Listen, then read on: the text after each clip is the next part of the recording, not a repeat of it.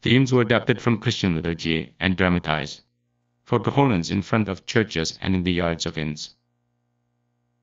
These medieval plays, together with the classical Roman plays,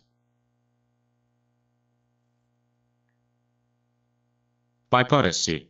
250 for 100 AD for BC and Seneca c. for BC 65 AD, influenced later Renaissance drama, which reached its first peak in England with Shakespeare and his contemporaries. 신비극, 기적극, 미스테리극, 신비극과 기적극에서 종교, 우화, 성서 등의 주제는 기독교의 예법에서 각색되어 교회 앞과 여인숙마당에서 공연되었다. 이 중세 연극들은 플라우투스 기원전 254년 기원전 184년과 세네카 기원전 4년 기원전 65년의 고전 로마 연극과 함께 후기 르네상스 연극에 영향을 주었으며 이는 셰익스피어와 그의 동시대 사람들과 함께 영국에서 첫 정점에 도달했다. 종교곡은 점차 세속화되면서 신구약 성서의 내용을 소재로 한 신비극, 그리스도를 주제로 한 순환극, 성자의 행적을 다룬 기적극 등으로 변화한다. Puritans and Plays. When the Puritans, under the rule of Oliver Cromwell and his Common Law 1649-60, shut down the English theatres, on moral and religious grounds, drama lost its status as a major genre. Although religion exercised only a brief influence on drama in England in this drastic way until the restoration of monarchy, it had far-reaching consequences in America. Because of the prominent position of Puritanism in American history, drama was almost non-existent in the early phases of American literature and was only re-established as a serious genre in the beginning of the 20th century. 퓨리탄과 연극. 올리버 크롬웰 어버크롬웰과 그의 영국 연방 커먼웰트의 1649에 서유십이 통치하던 청교도들이 도덕적이고 종교적인 이유로 영국 국장을 폐쇄했을 때 드라마는 주요 장르로서의 지위를 잃었다. 비록 종교가 영국에서 군주제가 다시 왕정복고로 회복될 때까지 극적 방식으로 드라마에 잠깐의 영향만을 주었지만 그것은 미국에서 광범위한 결과를 가져왔다. 미국 역사에서 청교도주의에 두드러진 위치 때문에 드라마는 미국 문학의 초기 단계에 거의 존재하지 않았고 20세기 초에야 진지한 장르로 확립되었다. Restoration plays. During the Restoration period in the late 17th century, the comedy of manners or Restoration comedy, portraying citizens from the upper echelons of society in witty dialogues, was very popular. William Congrevas 1670-1729, The Way of the World, 1700, and William Wycherley at 1641-1715, The Country. Y.C. 1675 are well-known examples. The heroic drama. The times such as John Dryden at 1631-1700 for Love. 1677 tries to recreate and adapt epic themes on stage. 왕정복고 연극. 17세기 후반 왕정복고기에는 사회상류층의 시민들을 재치 있는 대화로 묘사하는 매너 코미디 풍속연극, 즉 왕정복고식 코미디가 큰 인기를 끌었다.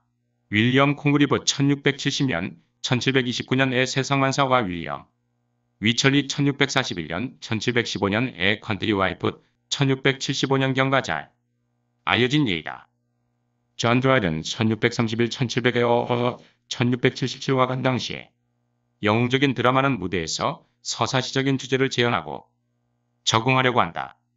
왕정복고 시대 1660-1700년 찰스 1세의 처형과 더불어 시작된 크로멜이 영도하는 청교도들의 공화정부는 12년 만에 끝나고 1660년 프랑스에 망명했던 찰스 2세가 즉위함으로써 시작. Acts. Indirectly related to the three unities is the division of a play into acts and scenes. Elizabethan theater adopted this structure from classical antiquity, which divided the drama into 5 acts.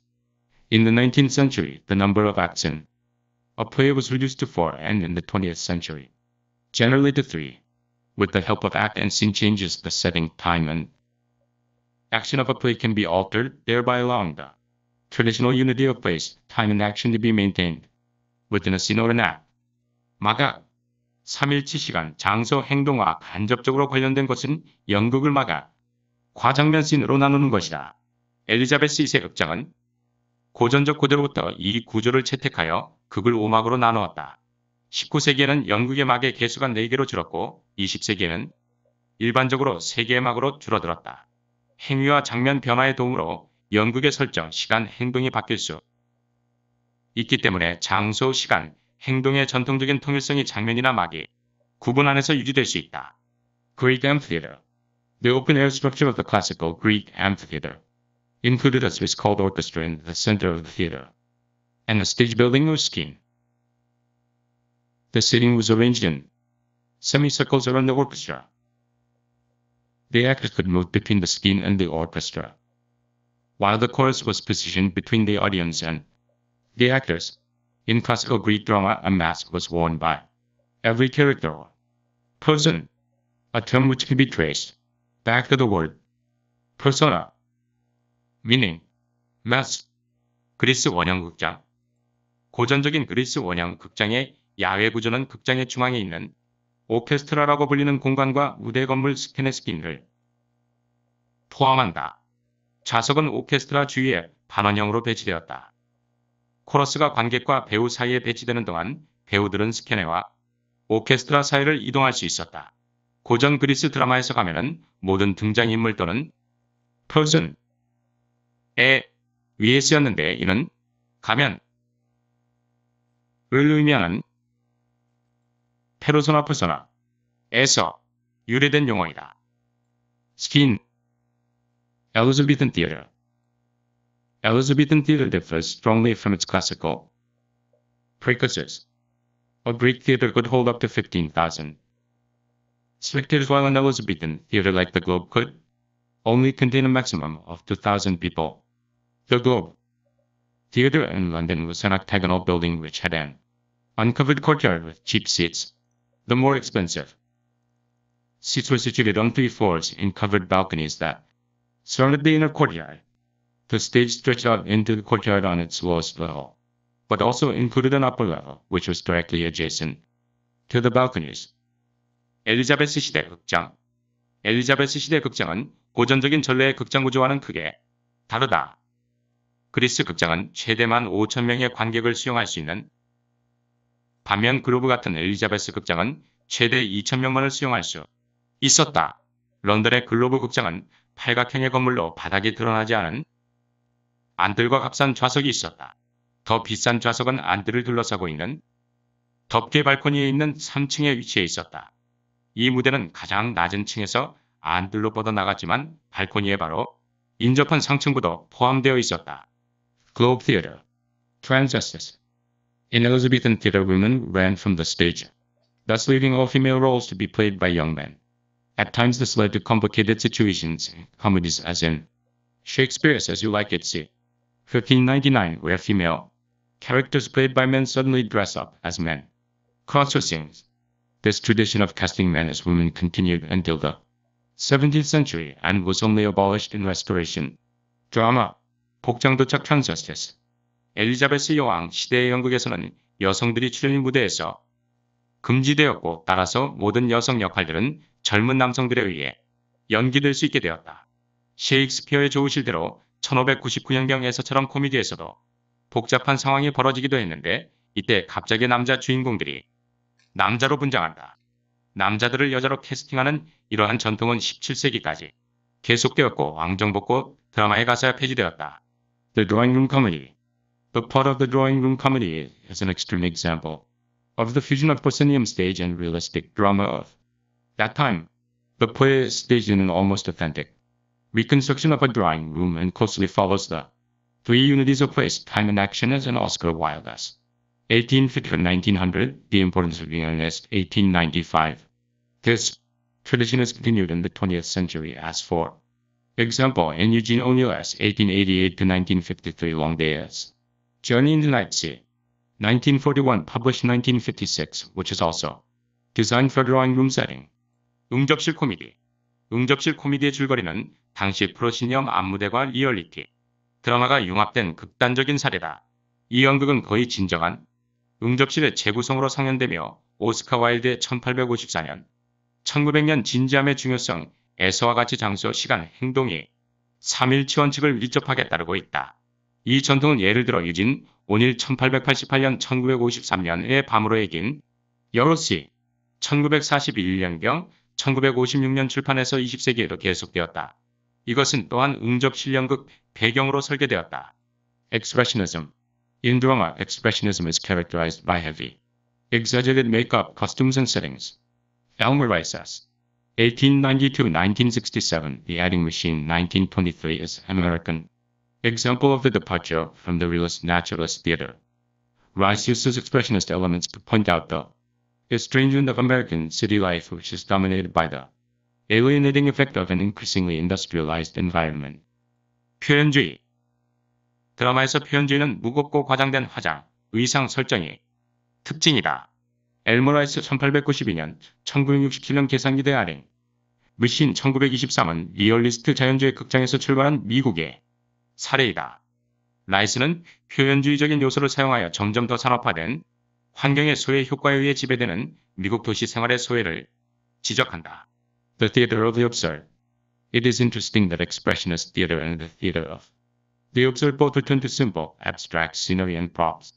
Expressionist makeup, which recreates the effect of the mass, and the empty stage of the theater of the absurd, resemble older forms that were centered around the spoken word and the actor. In Samuel Beckett's 1906-89, Waiting for Godot, 1952, the scenery consists merely of a park bench and a stylized tree. The stage design thus mirrors the emptiness of the dialogues. 부조리극. 표현주의 극과 부조리극이 모두 소박하고 추상적인 풍경과 소품으로 돌아간다는 점이 흥미롭다. 표현주의 메이크업 가면 효과를 제한한 것과 부조리극의 빈 무대는 구호와 배우를 중심으로 한 오래된 형태와 닮았다. 사무엘 베켓 1906-89의 고도를 기다리며 1952년의 경치는 단지 공원 벤치와 양식화된 나무로 이루어져 있으며 무대 디자인은 대화의 공허함을 반영한다. Chorus. Originally, the chorus was the centerpiece of classical drama, and only later were characters added, creating the conditions for dialogue between the figures and the chorus. The latter was originally a conveyor of lyrical poems which partly commented on the action of the play and partly addressed the actors in a didactic manner.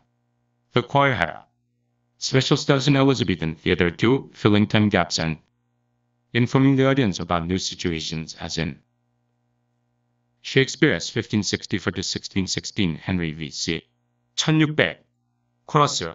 원래 코러스는 고전극의 중심축이었고 나중에야 캐릭터가 더 추가되어 인물과 코러스가 대화할 수 있는 여건이 조성되었다. 후자는 원래 서정시의 컨베이어로 연극의 행동에 대한 부분적인 논평과 배우들에게 교육적인 방식으로 연설했다. 이 합창단은 엘리자베스 2세 극장에서도 특별한 지위를 가지고 있었는데 셰익스피어의 1564년, 1616년의 헬리옷의 1600년 경영에서와 같이 시차를 메우고 관객들에게 새로운 상황의 정보를 알려주었다. 24 pictures per second. The history of film in the 19th century is closely connected with that of photography. A quick succession of individual shots produces for the human eye the impression of a moving picture. To create this illusion, 24 pictures per second have to be connected. Within every second of a film, the motion of the projector is interrupted 24 times. Each picture appears on the screen for only a fraction of a second. 1초에 24개 사진.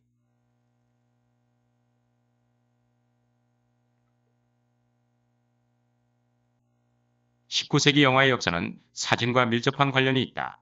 빠르게 이어지는 개별샷은 사람의 눈을 위해 움직이는 사진의 인상을 만들어낸다. 이런 착각을 일으키려면 초당 24장의 사진을 연결해야 한다. 필름의 매 초마다 프로젝터의 움직임이 24번 중단되고 각 사진은 단지 1천의 일부 사이에만 화면에 나타납니다. Hollywood. By the 1930s, Hollywood has genres included the Western, the musical, gangster and adventure movies, science fiction, the horror film and opulent costume epics. After World War II, film noir, dark film, developed as a new genre dealing with corruption, the disillusioned world of the American metropolis. Billy Wilder's 1906 Double Indemnity, 1944, and Robert Zemeckis' 1900-73 The Killers, 1946 are well-known examples. 할리우드. 1930년대까지 할리우드의 장르는 서양 뮤지컬, 갱스터, 모험, 영화, 공상과학, 공포영화, 화려한 의상들을 포함했다. 제2차 세계대전 이후 영화 느와르, 다크 필름은 환멸에 빠진 미국 대도시의 부패를 다루는 새로운 장르로 발전했다. 빌리 와일더 감독의 이중 대상 1944과 로버트 시오드막 1973의 킬러들 1946은 잘 알려진 예이다. Post-war international films. In post-war Europe, the Italian neo-realist film became internationally renowned through directors like Roberto Rossellini (1906–77), who treated realistic topics in authentic surroundings. In the late 1960s, French directors such as Jean-Luc Godard (1930) and François Truffaut (1932–84) gained international fame for their innovations in film through the Neue Deutsche Film, New German Cinema, including the directors Rainer Werner Fassbinder (1946–82), Werner Herzog (1942), and Wim Wenders (1945). The German film enjoyed new international fame, which it had lost for some time. 전후 국제영화. 전후 유럽에서 이탈리아 네오리얼리즘 영화는 진정성 있는 배경이 현실적 토픽을 다룬 로베르토 로셀리니 1906-77와 같은 감독들을 통해 세계적으로 유명해졌다. 1960년대 후반 장리크 고다르 1930년와 프랑스와 트리포 1932년, 84년과 같은 프랑스 감독들은 영화의 혁신으로 국제적인 명성을 얻었다. 감독 라이너 베르너 파스빈더 19만 4682년 베르너 헤르조그 1942년 윈 웬더스 1945년 등 루이어 도이체르 영화 신독일 영화를 통해 독일 영화는 한동안 잃었던 새로운 국제적 명성을 누렸다. 네오리얼리즘 영화는 2차 세계대전 전후 이탈리아 이민 대중이 삶의 현장을 묘사한다. 네오리얼리즘은 현실을 왜곡하는 할리우드 드라마의 조작 기법을 비판한다. 다큐멘터리 기법을 활용해 꾸밈없는 직접적 현실을 보여준다. Minority films in the 1980s. In the 1980s, young African American filmmakers were able to establish themselves alongside Hollywood directors. Spike Lee's 1957, Do the Right Thing, 1989, and John Singleton's 1967, Boys in the Hood, 1991 are examples of a movement which in literary criticism had become known as minority literatures, including African American, Chicano, gay and lesbian self-expression. 1980년대 소수민족 영화. 1980년대 젊은 아프리카계 미국인 영화 제작자들은 할리우드 감독들과 함께 그들 자신을 어깨를 나란히 할 수 있었다.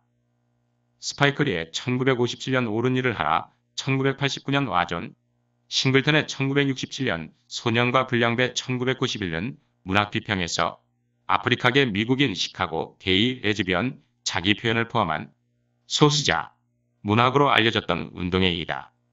Contrast Black and Color. As early as 1939, Victor Fleming (1883–1949) used color passages in The Wizard of Oz as a contrast to black and white film stock. Spike Lee 1957 also inserts a short color passage into his black and white film She's Got to Have It, 1986, and thereby contrasts the feelings of the female protagonist in this particular scene with her other emotions, all of which are conveyed in black and white film stock. 흑백 화면의 대조. 1939년 초 빅터 플레밍 1883년, 1949년 은오즈의 마법사의 흑백 필름의 대조 기법을 사용했다. 스파이크 리 1957 또한 그의 흑백 영화 She's Got to Have It 1986의 짧은 색조 부분을 삽입하여 이 장면에서 여주인공이 감정을 그녀의 다른 감정과 대조시키고 모든 것을 흑백 필름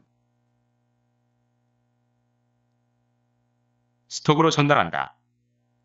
Distortion of the frame. The use of distortions of the entire frame to make the image appear as if it were reflected in a curved mirror. A whole episode in Spike Lee's 1957 Crooklyn, 1994 uses a vertical distortion in order to make characters look like elongated Barbie dolls. Lee thereby evokes the experience of the child protagonist while visiting her relatives whose worldview and role models are equally distorted. 프레임 왜곡. 전체 프레임의 왜곡을 사용하여 이미지를 곡면 거울에 비친 것처럼 보이게 한다. 스파이크 리의 1957 크루클린 1994의 모든 에피소드는 등장인물들이 길쭉한 바비 인형처럼 보이도록 하기 위해 새로 왜곡을 사용한다.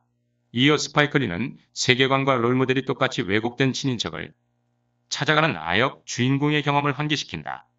Narrator in John Singleton's 1967 Higher Learning 1995, for example, which is about race and gender prejudices, the camera at some points adopts the perspective and vision of a female protagonist, when the suckers we as viewers of the film perceive as if, through the woman as eyes the male gaze of men interested in her as a sexual object. Involuntarily, the viewer identifies with her and thus becomes aware of the effect a sexist gaze has on the person subjected to it. In a few rare cases, a subjective perspective or point of view is consistently maintained. In Robert Montgomery's 1904, Lady in the Lake, 1946, the entire plot, with only a few exceptions, is filmed from the perspective of the protagonist. The main character only becomes visible to the viewer when he looks into a mirror. This technique forces the viewer to identify with the protagonist through whose eyes the action is seen. 화자.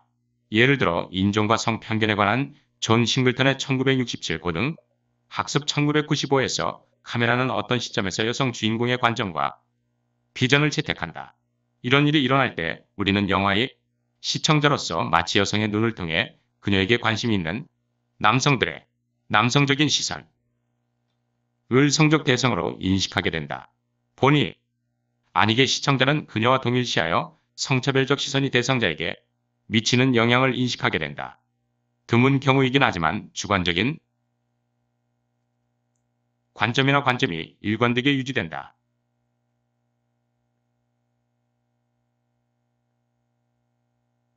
로버트 몽고메리 1904의 호수의 여인 1946에서는 극소수의 예외만을 제외하고 전체 줄거리가 주인공의 관점에서 촬영된다.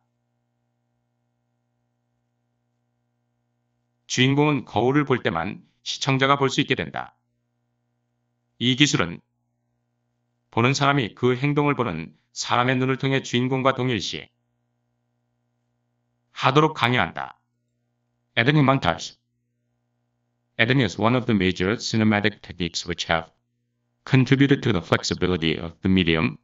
Already in Lebanese, Porter's 1870-1941, The Great Train Robbery 1903, the final version of the film was cut and rearranged in a separate process. The early Russian film developed montage as a filmic technique, which creates effects similar to the use of the rhetorical figures of metaphor in Simulan literature. Two pictures or objects that are in no way directly connected can be joined on a figurative level through montage. For example, in his film Strike 1924, Sergei Eisenstein 1898-1948 juxtaposes the massacre of workers with scenes from a slaughterhouse, thereby comparing the workers' fate with the slaughter of animals. 편집 몽타주. 편집 에디팅은 매체의 유연성에 기여한 주요 영화 기법 중 하나이다. 이미 에드윈.S. 포터의 1970-1941 대단한 기차 강도 1903에서 영화의 마지막 버전은 별도의 과정으로 잘라지고 재정비되었다. 초기 러시아 영화는 문학에서 은유와 지교법의 수사적 인물들의 사용과 유사한 효과를 만들어내는 영화적 기법으로 몽타주를 발전시켰다.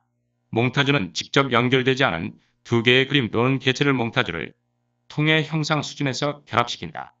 예를 들어 그의 영화 스트라이크 1924에서 세르게이 아이젠슈타인 1898년, 1948년은 도살장이 장면과 노동자들의 학살을 나란히 놓고 이에 따라 노동자들의 운명을 동물들의 학살과 비교한다.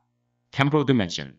Stanley Kubrick's 1928-99 to 01 A Space in 1968, for example, covers several million years of human evolution by cutting from a bone tool thrown into the air by a caveman to a futuristic spaceship. In the 1960 film version of the American short story Anne, Occurrence at Owl Creek Bridge, 1891 by Ambrose Bierce, 1842-1914, directed by Robert Enrico, 1931. Just the opposite effect is created. 시간적 차원. 예를 들어 스탠리 큐브릭의 2001 A Space Odyssey, 1968년은 동굴거주 원시인에 의해 공중으로 던져진 뼈로 만든 도구로부터 시작하여 미래지향적인 우주선까지 수백만 년이 인간 진화를 다루고 있다. 1960년 미국 단편 소설 앰브로스 비어스의 올빼미 크릭 브릿지에서의 사건 1891년을 원작에서 영화로 각색한 로버트 엘리코 감독 1842년, 1914년의 영화 올빼미 크릭 브릿지에서의 사건 1891년에서는 정반대의 효과가 나타난다. 즉 죽기 전에 짧은 시간이 몇 배로 늘려서 표현된다. Simultaneous occurrence. Jim Jarmusch 1953 used a similar narrative technique in his film Mystery Train 1989 in which he presents the events in the lives of three groups of people in Memphis, Tennessee. The film is divided into three independent episodes which are connected by a number of time indicators. A revolver shot, a radio announcement, a passing train are recurring features in all three episodes, making it clear for the spectator that the episodes are taking place simultaneously. 동시 진행 에피소드. 지은 저마시 1953년 그의 영화 미스터리 트레인 1989에서 비슷한 이야기 기법을 사용하여 테네시주 멤피스의 세 그룹의 삶의 사건들을 보여준다. 이 영화는 세 개의 독립된 에피소드로 나뉘는데 이 에피소드들은 여러 개의 시간 지표로 연결된다. 리볼버 촬영, 라디오 방송, 지나가는 열차 등이 3회 모두 반복되는 모습을 보여 시청자들에게는 에피소드가 동시에 일어나고 있다는 것을 분명히 보여주고 있다. Transition from silent film to sound film. Billy Wilder 1906 deals with the transition from silent film to sound film in Sunset Boulevard. 1950. He plays with the concepts of verbal and nonverbal expression as the two basic dimensions of film. The two main characters, a scriptwriter of the new sound film and a diva from the silent era, personify the discrepancies between word and image, while the visual dimension of the medium is embodied by the diva. The acoustic dimension comes to life in the character of the scriptwriter. In order to give an even sharper picture of the two underlying principles of verbal dialogue and nonverbal facial expressions, gestures, communication, Wilder adds subjective commentary by the male protagonist, which is built in as an interior monologue and acts as the famous lines element. 무성 영화에서 사운드 영화로 빌리 와일더 1906년 1950년 선셋대로에서 무성 영화에서 음성 영화로의 전환을 다루고 있다. 그는 영화에도 가지 기본 차원으로서 언어적 표현과 비언어적 표현 개념을 가지고 논다. 새로운 사운드 영화의 대본 작가와 무성 시대의 디윈 두 주인공은 단어와 이미지의 차이를 의논한다. 매체의 시각적 차원이 디바에 의해 구현되는 반면 음향 차원은 대본 작성자의 성격으로 살아난다. 와일더는 언어 대화와 비언어 얼굴 표현, 제스처 소통의 두 가지 기본 원리를 한층 더 날카롭게 그려내기 위해 곁들여진 내부 독백으로 내재된 남성 주인공의 주관적 해설은 친숙한 요소로 작용, 객관적 상관물 objective correlative, 시를 짓는 한 기법, 어떤 정서나 사상을 표현하고자 할 때 그것을 나타내주는 어떤 사물이나 정황, 사건에 빗대어 표현하기도 하는데 그때의 사물, 정황, 사건을 객관적 상관물이라고 한다. T.S. 엘리엇이 햄릿과 그의 문제들 하뭇 and his problems 1919이라는 에세이에서 처음으로 사용한 문구이다. 여기에는 대상을 유적물로 만들어 자신의 감정을 대상 속에 이입하는 감정, 이입 앰플의 방식과 주어진 외부 사물을 통해 자신의 정서를 표출하는 정서, 환기의 자극제 스티뮬러스로 삼는 방식의 두 가지가 주로 사용되고 있다. 누보 로망 누보 로만, 전통적 소설의 개념을 부정하고 새로운 수법에 의한 소설 양식을 추구하는 소설, 기성문학을 전면적으로 부정하려는 경향으로서 전통적 소설의 규범인 등장인물, 오락적 요소, 극적인 전개 성격이나 다음 줄거리를 알려주는 대화 등의 요소들을 거부하는 것이 특징이다. 누보로망의 주요 작품으로는 질투 로브 그리에, 플라네타리움 나탈리 사토르, 현신 미셸 피터르, 플랑드레이, 길 클로드 시몽 등 우리나라 작품으로는 한없이 낮은 순결로 인성가 있다.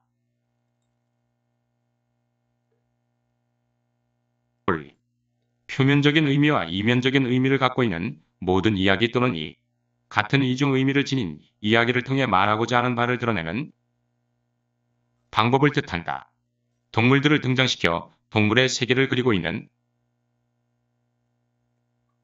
우화는 그 안에 인간과 인간, 세계를 비판하는 다른 이야기를 담고 있으므로 알레고리의 대표적입니다.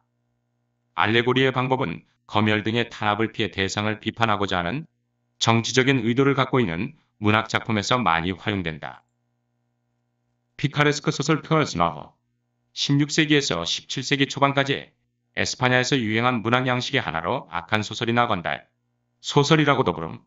주인공은 악한이며 가난하게 태어난 후 의지할 곳도 사람도 없어 사회나 가정을 떠나 여행하면서 이야기가 전개된다. 주인공을 중심으로 많은 사건이 연속되어 이루어지며 대부분 마지막엔 주인공의 뉘우침과 혼인으로 끝이 난다. 피카레스크 소설은 대체로 1인칭 서술자 시점으로 주인공이 고백을 하는 형식으로 독자와의 친밀감이 생겨 실감나게 읽을 수 있게 한다. 여행을 하면서 사회의 부조리나 부패를 보게 되어 사회를 비판하는 효과도 있다. 주인공은 이런 여행을 통해 정신적으로 성장을 하게 되어 뉘우치게 된다.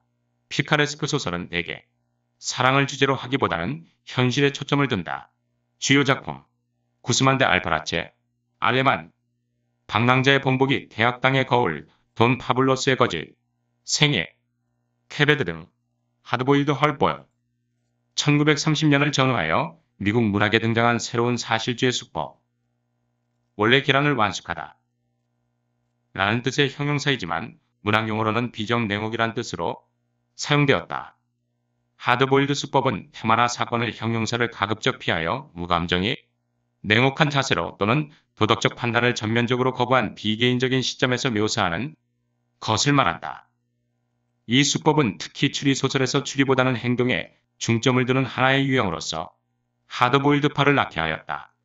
하드보일드를 본격적으로 사용한 추리소설은 디 헤미세, 플라이페이퍼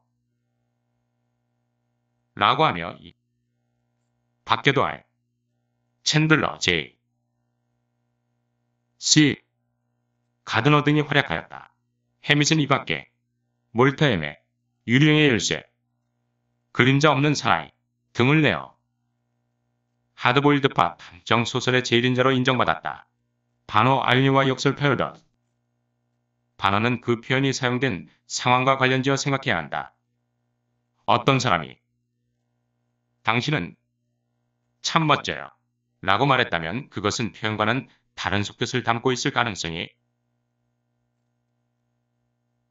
있다. 만약 그렇다면 이것은 반어에 해당한다. 역설은 그 자체의 문맥만으로도 논리적 모순이 발생한다. 이것은 소리 없는 아우성 찬란한 슬픔의 봄, 외로운 황홀한 심사처럼 표현 안에 이미 논리적으로 불합리한 사실이 나타나 있다. 그러므로 역설인지 아닌지를 판단할 때는 그 자체로 의미의 모순이 있는지 아닌지 생각해 보아야 한다. 은유 메타포와 확류 메타나미. 은유는 일종의 수수께끼라는 아리스토텔레스의 말처럼 뜻을 유추하기 힘들다. 은유의 장르라 할 만한 시를 두고 세뮤얼 콜리지가 시란 완벽하게 이해되지 않고 막연하게 이해될 때 가장 큰 기쁨을 준다고 얘기한 것은 바로 이 같은 맥락이다. 윌리엄 엠스는 은유가 가능한 것은 애매성 때문이라고도 했다. 은유는 우리를 당혹하게 하지는 않지만 이제껏 보지 못한 유사함을 밝혀 우리를 일깨워주고 매료시킨다. 환희는 원관념을 연상되는 다른 말로 바꿔 한 부분으로 전체를 나타낸다. 그는 머리가 좋은 사람이다라든가 십자가와 초승달 등이 그 예이다. 환희는 상징의 발생에 주요한 역할을 한다. 깃발이나 십자가, 베일 같은 상징은 실제를 환기시키는데 상징과 실제가 모두 같은 문화에 있기 때문이다. 문화가 변하면 상징이 사라지는 것처럼 환희는 확고한 문화적인 관습에서 설득력이 생긴다. Illusion in You, Blank vs. Moon시. 다른 작품, 사람 또는 사건에 대한 은근한 언급의 의미를 갖는다. Illusion은 작품의 연상 어소시에이션을 제공함으로써 풍부하고 깊이 있게 만드는 문학적 기제이다. 특히 풍자 문학에 자주 등장하는데 드라이든의 맥선언은 대관식 장면을 성서에서 따옴으로써 독자들에게 보다 큰 즐거움을 주었다. 블랭크 vs. 문시, 가군을 맞추지 않은 약강호복역 영을 팬트메더의 시형 스웨이가 1540년대에 내려 번역해서 최초로 사용하였으며 셰익스피어 밀턴을 거쳐 영시의 대표적인 시형으로 정착함. 매우 유연하고 자유로운 표현에 적합. 바라드 바럿 14-15세기의 프랑스, 16-17세기의 영국에서 유행한 시형. 단순한 시어 심플 딕션, 후렴구 루프인, 객관적인 화자 업젝트. 시교의 특징을 지니며 사랑과 용기를 초자연적인 줄거리를 빌어서 노래함. 주로 4개의 행풀 완전서로 되어 있으며 앞에 가군을 지님. 그리고 일행과 삼행은 약강삼격 이화무빅 테틀메tal이며 이행과 사행은 약강삼격 이화무빅 툴메tal의 율조를 지닌다. There lived a wife at Usher as well. And a wealthy wife was she. She had 3 stout and stalwart sons, and sent them over the sea. Romanus 중기자, Label Dame Sans Mercy. 에서 코르주아. Ancient Mariner. 에서 발라드 형식을 사용함. 빛. 제너레이션 1950년대 샌프란시스코를 중심으로 활약한 작가군. 어느 정도 무정부주의적 성향을 지니며 때문에 자극적이면서도 관습을 뛰어넘는 반이성적 문학을 지향한다. 주로 자서전 브루즘의 이론적 바탕을 두고 있고 종종 마약 프리 섹서 관계 있는 것으로 믿어진다. 대표적인 작가로는 아원 긴스버그, 게리 스나이더 등이 있다. 블랙 코미디. 블랙 코미디는 충격, 공포 등을 농담으로 처리하는 문학을 지칭하며 각성 디스오시먼과 냉소주의 시니시즘을 표방한다. 인물들은 대개 신념과 희망을 상실한 사람들이고 때문에 운명 또는 불가사의한 힘에 의해 조종된다. 독자 또는 그 불합리한 업설 모습에 단지 웃는 것밖에 다른 선택이 주어지지 않는다. 대표적으로는 드라마에서 에벌 로비의 Who's Afraid of Virginia Woolf와 해롤드 판트의 헝커밍 등이 있으며 소설 작품으로는 거의 소설을 비롯하여 타머스 핀치 내부의 The Crying of Lot 49 등이 있다. 블랙 코미디의 특징은 주로 불합리 문학 업설 리터처의 현저히 드러난다. 컨셉 기상. 충격적이면서도 정교한 대조를 이루는 비유를 말한다. 1. 패들 크랭크시 와 2. 메타피지컬 컨시 가 있다. 이 르네도의 페트라키에 의해 창조되어 르네상스 시대에 유럽에 유행했으며 아름답지만 냉담한 여인과 그녀로 인해 비탄에 빠진 애인을 그리고 있다. 예를 들어서 토마스 와이는 자신의 소네트 My Daily Charge with Forgot Fun Souls 에서 애인을 폭풍에 갇힌 배에 비유하고 있다.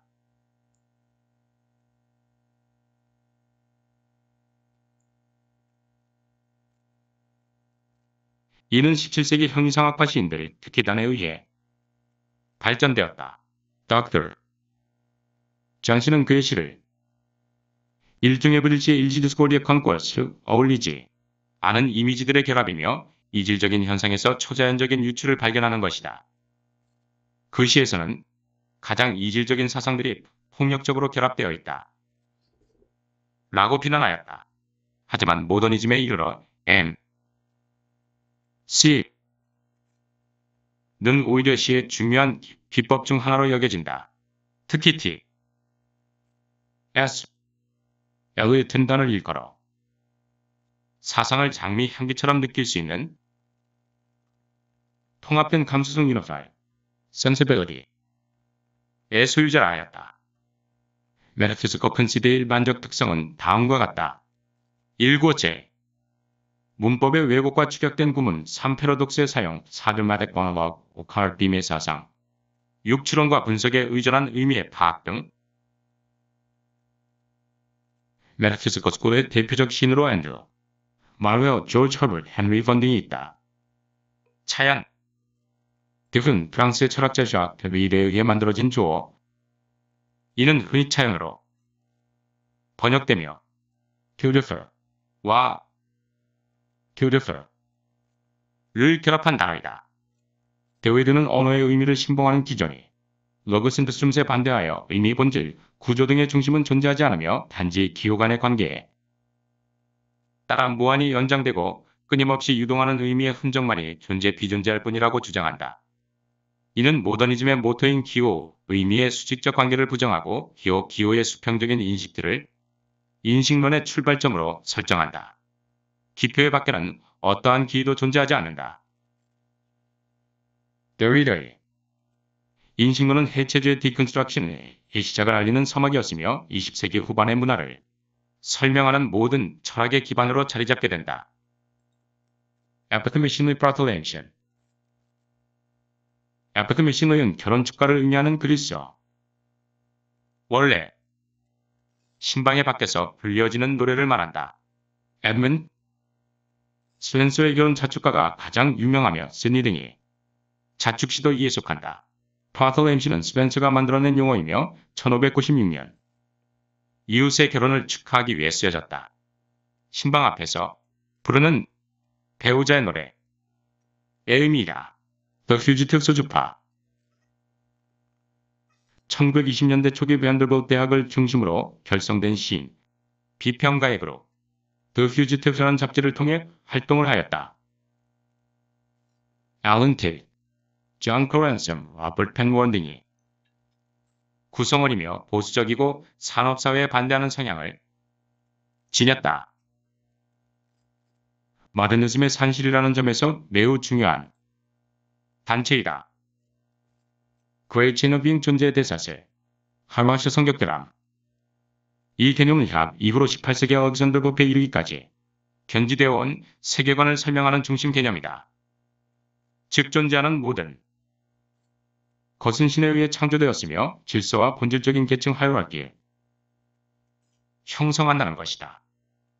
운명을 결정짓는 인간의 약점이나 판단 미숙을 의미하는 에리스토텔의 용어.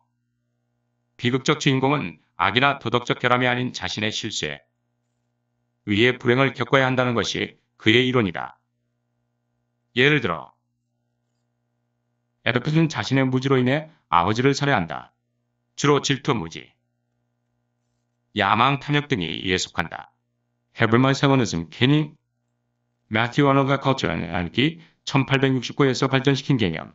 그는 헤블만의 본질을 strictness of conscience 로 그리고 헤머니즘을 spontaneity of consciousness 로 설명한다. 양자는 인간의 삶에 반드시 필요한 이중구조이나 반드시 대립적인 것은 아니다. 왜냐하면 이성과 신의 의지는 정서의 목적과 동일한 것으로 여겨지기 때문이다. 아폴로니안 다이너스인을 참고할 것. 캐닝 앵글로색슨시에서 어떤 하나의 대상을 지시하기 위하여 돌 또는 그 이상의 단어를 묶는 수사. 예를 들어 베오워프의 웨어 바다, Divine Meat of Inspiration, 시, 웨이브 트라버의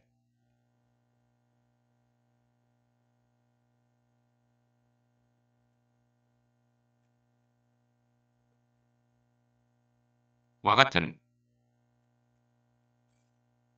표현들이다. Negative capability. Negative capability, 기체가 형들에게 보낸 편지에서 처음 사용된 용어. 진리와 미를 수동적으로 수용할 수 있는 시인의 능력을 말한다. 그에 의하면 시인은 성급하게 어떤 사실이나 논리에 이르지 않고 미결정, 신비, 불확신 속에 존재할 수 있어야 한다. 또 그는 시인은 완벽한 진리에 다가가려는 노력을 포기해야 하고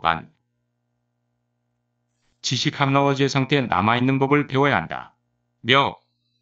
미에 대한 감각이 다른 모든 의식을 극복할 때 또는 모든 사고를 정지시킬 때 네거티브 캐퍼블리티를 획득할 수 있다고 하였다.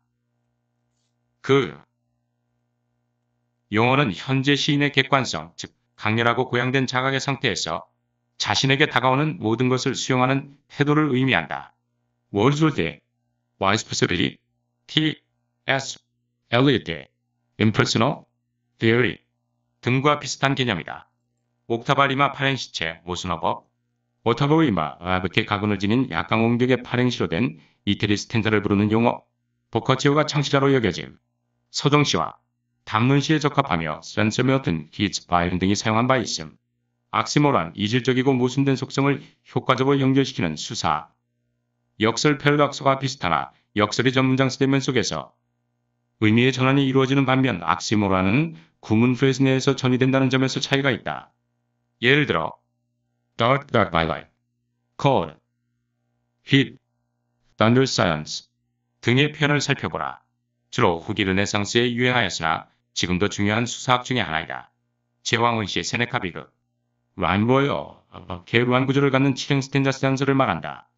제임스 아이세가 캔데스, 콰일 1423에서 사용했다는 의미에서 이름이 유래되었으며 영국에서는 처서가 컴플레인, 안트피리에서 처음 사용하여 슈일린스 단서라고도 불린다. 세네can 트래저디, 로먼 세네카 BC AD 65는 엘리자베스 시절의 영국 드라마에 커다란 영향을 주었다. 그 전통은 오막 구성으로 되어 있으며 각막은 코러스에 의해 전환된다. 복수의 주제를 다루는데 유령이나 오해에 의해 야기되는 경우가 많다. 전투 장면이나 잔혹한 재앙 등은 직접 묘사하지 않고 사자 메신저에 의해 간접적으로 전달되는 것이 그 특징이다. 영국 무대의 최초 세네can 트래저디는 토머스 노런, 토머스 삭슬레이 골바르 1561년, 토머스 캐드 스페니쉬 트래저디스 1586가 가장 완성된 최초의 작품이다. 또 다른 영향을 우리는 하뭇에서 볼 수 있다. 바로 그로 원어는 찌그러진 진주라는 뜻의 포르투갈어에서 왔다. 르네상스의 전성기가 지난 16세기 말에서 17세기 말까지의 유럽 건축미술의 한 특징을 가리키는 말로 사용되었던 말이지만 요즘은 장르와 시대에 한정시키지 않고 어느 시대의 예술이든지 그 비슷한 특징을 가지고 있다고 판단될 때의 이를 가리켜 바로크라 평하기도 한다. 원래 조형 예술론에 사용되었던 용 17세기 유럽의 바로크라는 것은 르네상스 전성기의 질서와 균형이 잡히고 조화와 논리성이 강조된 예술의 우연과 자유분방과 때로는 기괴한 양상까지 섞어 넣은 결과로 생긴 예술 양식을 말한다. 바로크는 단순한 자유분방과 불균형이 아니고 최소한이 질서와 논리의 테두리는 벗어나지 않기 때문에 강한 힘이 느껴진다. 전통적인 표현 방식을 자의식적 모더니즘에 활용하려는 급진적 노력의 결과로 생긴 모양을 바로크라고 설명한 학자도 있다. 정지 안정의 상태를 피하기 위하여 기이한 이미지, 논리 등을 사용할 때 기괴하거나 난해하거나 궤변적이거나 기상천외한 효과를 자아낼 수 있는 것이다. 영국의 형이상학파 시인들 존 단, 조지 허버트 등을 바로크하다고 평하기도 하는데 이 시인들이 바로 위에 열거한 그런 특질을 가지고 있다고 보기 때문이다. 문화의 물론과 신역사주의. 문화의 물론과 신역사주는 상당히 비슷하다. 그러나 문화의 물론자들은 주로 영국의 마르크스주의 추종자들로서 문학의 분석과 해석과 이론으로서 사회의 모순을 드러내어 사회적 변혁을 추구하는 공공연한 좌익인데 반하여 주로 미국인들인 신역사주의자들은 대개 한 시대의 권력 구조가 내포하고 있는 저항적, 이질적 요소들을 분석하여 드러내는 것으로 그친다. 즉 현실 정치적 목적 의식이 적다. 문화의 물론의 약점은 명백하다. 현실 정치적 경향을 스스럼없이 드러내는 도전적인 태도는 자연히 반감을 불러일으킬 수 있으며 특히 세계 사회주의 운동의 쾌락 이후의 정치 활동으로서의 비평은 설득력이 더욱 떨어질 수밖에 없다.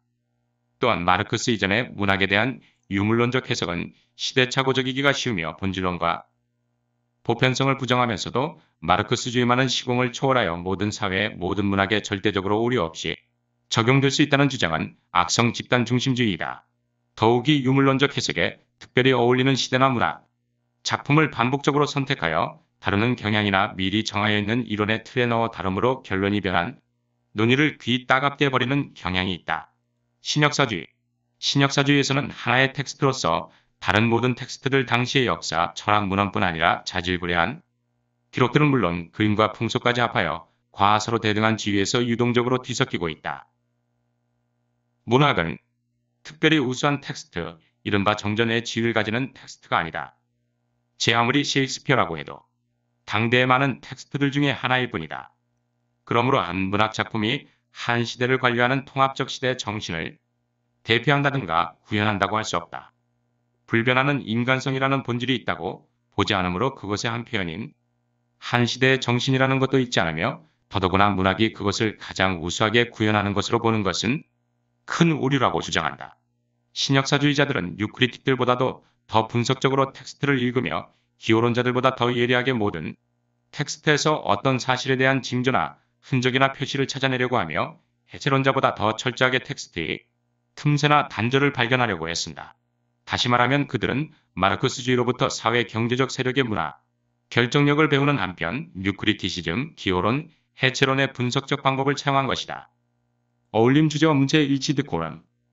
문학 작품에서 성격, 주제, 배경 또는 말씨가 불합리하거나 위화감을 주지 않고 적절히 맞아 들어가는 것을 말한다. 로마 시대의 수사학자들이 강조하였던 것인데 유럽의 르네상스 시대에 다시 강조되고 17, 18세기 신고전주의 시대에 한껏 강조되었다. 인물의 행위는 그 정황과 성격에 어울리도록 제시되어야 하고 사상과 감정은 성격에 어울려야 하며 언어적 표현은 소재에 알맞아서 중대한 사실은 위험 있게 사소한 사실은 질박하게 나타내야 한다는 것이다. 돈, 많은 노인을 제시하려면 우선 부유층에 어울리는 행동과 말씨를 갖게 해야 하고 동시에 노인의 언행을 갖게 해야 하며 순박한 농부는 그에 어울리는 언행이 주어져야 한다. 심각한 주제는 심각한 문체로 저속한 주제는 저속한 말에서 골라 표현해야 한다. 문학 장르 중에서 비극과 서사시는 심각하고 장엄한 소재를 다룬다 하여 고급 문체를 써야 했고 희극이나 소극에는 저급 문체를 일반적인 지적 사실을 다루는 글에서는 중급 문체를 써야 한다고 하여 장르에 따라 고중저의 산문체가 구별되기도 하였다. 원시주의 풀무드 표준 원시인 또는 문명 세계에 살지 않는 미개인 문명 사회의 때가 덜 물은 농촌 사람 순진한 어린이가 복잡다단한 문명 사회에 파묻혀 사는 사람보다 더 자연스럽고 생명력이 넘치고 타락하지 않았을 뿐 아니라 도덕적으로도 더 고상하다는 사상, 철학적 체계를 갖추기 시작한 것은 18세기 중엽이었고 특히 프랑스 사상가 루소는 사람은 자연 상태에 있을 때 가장 선하고 아름다우나 문명 사회에 접촉하자마자 타락하기 시작한다고 주장하고 자연으로 돌아가라는 충고를 하였다. 이탈리아의 비코나 독일의 헤르더 등도 원시는 인위적이지 않은 자연스러운 생활 속에서 타고난 고상한 성품을 10분 발휘하였으며 특히 그의 말은 그대로 꾸밈 없는 시가 될 수 있었다고 하였다. 어느 시대나 현실에 대한 불만과 반감이 있는 법이고 이러한 불만과 반감의 이면에는 예전에는 현실이 지금처럼 각박하지 않았다든지 지금보다 훨씬 좋았다든지 적어도 훨씬 단순하였다는 의식이 자리 잡고 있다. 공자는 요임금, 순임금이 다스리던 세상을 동경하였고 맹자는 공자가 노나라의 재상을 지내던 시절을 그리워했다. 조선시대의 선비들은 중국의 성현인 기자가 조선 땅에 와서 직접 다스린 시절을 조선 역사의 황금시대로 보기도 하였다. 이처럼 과거, 특히 아득한 전설적 과거에 사람의 완성이 있었고 그 사람은 복잡한 물질 문화의 발전에 반비례하여 점점 타락해왔다는 생각을 원시주의 중에서도 시대적 원시주의라 한다. 자연주의 나셔버점 아름다운 자연을 사랑하고 따르는 것을 자연주의라고 부른 적도 있지만 현대문학론에서 말하는 자연주의는 아마 그와는 정반대되는 사상일 것이다. 자연주의는 19세기 과학의 자극을 받아 형성된 하나의 철학적 사조였다. 철학적 의미의 자연주의는 시간과 공간에서 생겨나는 일체의 사건을 자연이라고 부르며 이 자연은 과학의 인과율로 모두 설명이 가능하고 정신은 자연의 한 기능이지 초자연적인 것이 아니라고 본다. 자연주의는 유물론의 다른 이름으로 보아도 무방하다. 자연주의를 사실주의의 연장으로 보는 것은 대상의 묘사 방법에 있어서 공통점이 있기 때문이고 철학적 전제에 있어서는 공통점이 적다. 사실주의는 주로 사물을 다루는 방식이지 어떠한 뚜렷한 철학을 내세우지는 않는다. 기독교도도 무신론자도 유교도도 다 사실주의자가 될 수 있지만 자연주의는 자유주의자만 될 수 있다. 자연주의는 사람을 자연 속에 생겨난 동물로 본다. 사람이라는 동물은 유전과 환경, 본능의 지배를 받는다. 자연주의자는 사실주의자처럼 사람의 행위를 있는 그대로 다 다루지 않고 사람을 지배하는 자연의 법칙을 잘 나타내는 부분을 특별히 강조한다. 이런 점에서 자연주의는 이론적이고 관념적이다. 그러나 사람을 동물의 상태에 보므로 이상적 초월주의적 관념론과는 정반대이다. 문학적 자연주의는 실제에 있어서는 과학적 객관을 이상으로 삼는다기보다는 도덕적, 종교적 의미가 사라진 세계에 놓인 사람에 대한 비관적인 운명을 해탄하는 태도라고 보아도 좋다. 현상학적 비평 제네바 대학을 거점으로 한 플레와 스타로벤스키 등은 후설의 의식구조 이론과 심상황 언론을 작품 해석에 적용하러 이른바 제네바 학파라는 실제 비평 유파를 형성했다. 이들은 작품의 의도성과 작품을 대하는 독자의 의식에 관심을 집중했다. 문학 작품 자체, 특히 그가 독자의 의식에 작가가 파악한 세계를 어떻게 제시하는지를 되도록 세밀하게 기술하려고 했다. 이 과정에서 역사적, 사상적, 이론적 의미나 관심사는 되도록 제외된다. 오직 작품의 의도성과 독자 자신의 의식의 만남만이 문제가 되며 독자의 이러한 능동적 반응을 나타내는 언어 역시 중요시된다. 현상학적 비평에서 궁극적으로 드러나는 것은 문학 작품을 대하는 독자의 의식의 구조이며 동시에 작품 속에 구조화된 작품 자체의 의도성, 나아가서는 작가의 의식과 의도성 자아이다. 즉 독자의 주체적 의식과 작가의 작품과 그 속에 나타나는 그의 의식은 서로 분리할 수 없는 한 문맥을 이룬다. 이 모든 과정에서 작품의 언어는 본질적 가치를 구현한다고 본다. 현상학적 비평의 바탕이 되는 역사성의 부정, 주관적 자아의 고취, 의식의 본질성 등은 당연히 마르크스주의 해체론, 정신분석 비평 등의 공격을 받을 수밖에 없다. 데카당스 베크든 스킬패 일반적으로 문학의 퇴폐적 경향은 문학의 황금 시대가 지나고 난 뒤에 새로운 방향이 정해지지 않았을 때 생기는 현상으로 알려져 있다.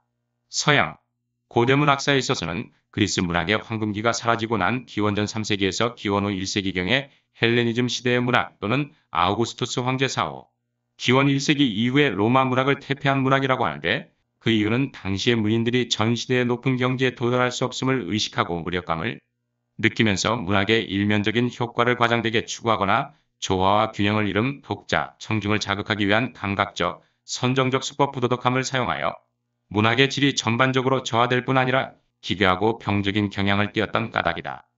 그런데 문예서조사에서 퇴폐 파트가 끊는다고 하면 특히 19세기 후반의 프랑스 및 영국의 일단의 문인들을 말한다. 프랑스의 보들레르나 고티에 등은 고대 문학의 전성기보다도 그 퇴폐기의 문학에 시들어가는 듯한 분위기를 찬양하였다. 막 피어나는 꽃봉우리보다 난숙기를 지나 시들려고 하는 꽃, 싱싱한 풋과일보다 익어서 떨어지는 과일, 10대를 금방 벗어난 청춘보다 중년의 문턱에 다다른 사람을 좋아하는 병적인 취미를 가졌었다고 할 수 있다. 퇴폐 자체는 병일지 모르나 19세기 말 사회 환경은 문인들로 하여금 그러한 병을 자초하게끔 압박하는 요소가 다분히 있었다고 볼 수 있으며, 몇몇 소수의 병든 문인들은 말하자면 그러한 투병 과정을 통해 특수한 건강 사회에 도덕적 규범이 줄 수 없는 을 획득하였다고 볼 수 있다. 병들었던 보들레르는 마냥 건강했던 신사 시인들 롱펠로나 테니슨 등 보다 현대의 우리의 눈에는 더 건강했던 면이 있는 듯하다. 영국의 오스카 와일드는 아마도 그냥 병으로 일관하고 건강을 찾지 못했던 사람이었을 것이다.